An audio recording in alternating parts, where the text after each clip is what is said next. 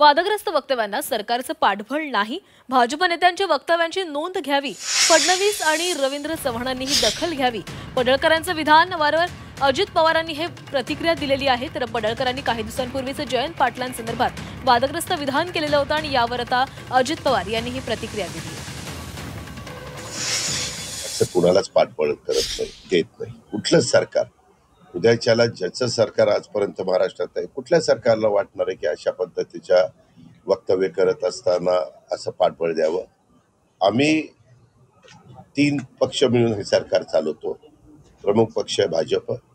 भाजपमध्ये जर कुणी काही वेगळ्या प्रकारचं वक्तव्य केलं तर त्याची नोंद ही देवेंद्र फडणवीस साहेबांनी आणि रवींद्र चव्हाण साहेबांनी घेतली पाहिजे. संघटनेचे प्रमुख म्हणून रवींद्रजी आणि इकडं म्हणून देवेंद्रजी.